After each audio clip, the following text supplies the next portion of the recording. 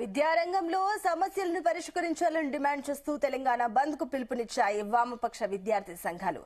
ఈ మేరకు SFI, ASF, PDS youth తో పాటుగా తదితర సంఘాలు బంద్ తో పాల్గొంటున్నాయి. అయితే రాష్ట్రంలో విద్యాశాఖకు మంత్రిని నియమించాలని, ప్రైవేటు కార్పొరేట్ విద్యా సంస్థల్లో ఫీజుల నియంత్రణ చట్టం తీసుకురావాలని, ప్రైవేట్ కార్పొరేట్ విద్యా సంస్థల్లో ఫీజుల నియంత్రణ చట్టం అయితే మాత్రం ఇప్పటికే కొన్ని స్కూల్స్, కాలేజీలు బంద్ పాటిస్తుండగా మరికొన్ని స్కూళ్లకు సంబంధించిన సందేశాలేవీ రాకపోవడంతో పిల్లలను బడికి, కాలేజీకి పంపాలా వద్దా అని తల్లిదండ్రులు తర్జన భర్జనలో ఉన్నారు.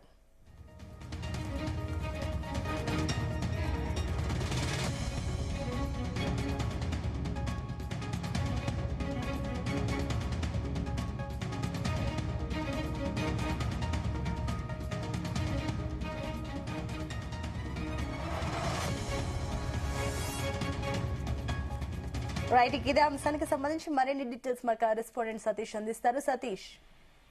ఎస్ సునీత, వామపక్షాల విద్యార్థి సంఘాల పిలుపుతో ఈ రోజు తెలంగాణ వ్యాప్తంగా బంద్ కొనసాగుతుంది. ఇప్పటికే ఇటు విద్యా సంస్థలన్నీ కూడా స్వచ్ఛందంగా కొన్ని స్కూళ్లు, కాలేజీలన్నీ కూడా స్వచ్ఛందంగా పనిచేస్తాయి. మేజర్ గా విద్యారంగంలో సమస్యలను పరిష్కరించాలని డిమాండ్ చేస్తూ తెలంగాణ వ్యాప్తంగా వామపక్ష విద్యార్థి సంఘాలు ఎస్ఎఫ్ఐ, ఏఎస్ఎఫ్ఐ, పీడీఎస్ తో పాటు ఇతర సంఘాలన్నీ కూడా బంద్ కు పిలుపునిచ్చాయి.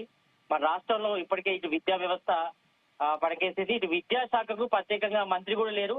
ప్రజెంట్ విద్యాశాఖ మొత్తం అంతా కూడా సీఎం రేవంత్ రెడ్డి వద్దనే ఉంది. మరి దీంతో ఇటు రాష్ట్రంలో ఇటు ప్రైవేట్ గాని కార్పొరేట్ విద్యా సంస్థల్లో ఫీజుల నియంత్రణ చట్టం తీసుకురావాలని కూడా ప్రధానంగా విద్యా సంఘాలు అయితే డిమాండ్ చేస్తున్నాయి. ఇటు ప్రైవేటు కార్పొరేట్ విద్యా సంస్థల్లో ఫీజుల నియంత్రణ చట్టం అయితే ఇప్పటికే కొన్ని స్కూలు, కాలేజీలు పాటించట్లేదు. ఎందుకంటే మేజర్ గా మనం చూస్తే మాత్రం ఎప్పుడు విద్య సంబంధించి సంవత్సరం స్టార్ట్ అయినప్పుడు కూడా ఇష్టానుసారంగా కొన్ని కార్పొరేట్ సంస్థలు గుత్తాధిపత్యంగా ఇష్టానుసారంగా ఫీజులు పెంచేస్తున్నాయి. ఎవ్రీ ఇయర్ 10%, 20% అని కూడా ఎవరి ఇష్టం వారు పెంచుతున్నారు.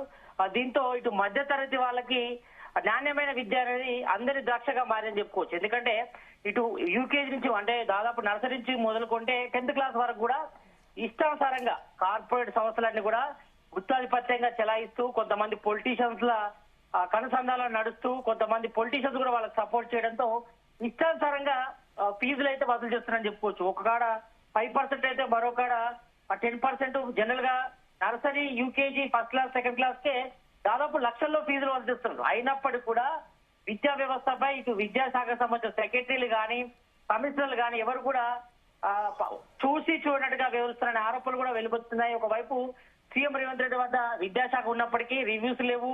ఫీజు నియంత్రణ మీద చట్టం తీసుకొస్తామని ఇప్పటికే పలుమార్లు సీఎం రేవంత్ రెడ్డి చెప్పినా కూడా మరి ఇంతవరకు మాత్రం కార్యరూపం దాల్చలేదు. మరి సీఎం కూడా కొంతవరకు అంటే ఇటు హోంశాఖ కానీ, మున్సిపల్ అడ్మినిస్ట్రేషన్ శాఖ, అదే విధంగా ఇటు విద్యాశాఖ ఉన్నప్పుడు కూడా విద్యాశాఖపై మాత్రం అంత పెద్దగా దృష్టి పెట్టినట్టుగా తెలుస్తా ఉంది. ఈ నేపథ్యంలోనే ఇటు ఎస్ఎఫ్ఐ, అదే విధంగా పీడీఎస్, ఇతర విద్యా సంఘాలన్నీ కూడా ఒకే రకంగా మండిపడుతున్నాయి. మరి ఫీజు నియంత్రణ చట్టం వెంటనే తీసుకురావాలి. ఎందుకంటే మధ్య తరగతికి నాణ్యమైన విద్యను కూడా అందించాలని కూడా ప్రధానంగా వాళ్ళు డిమాండ్ చేస్తారు. ఈ నేపథ్యంలో మరి ఇప్పటికైనా రాష్ట్ర ప్రభుత్వం విస్తరించి మరి విద్యారంగ వ్యవస్థలో మార్పులు, సమూల మార్పులు తీసుకురావాలి.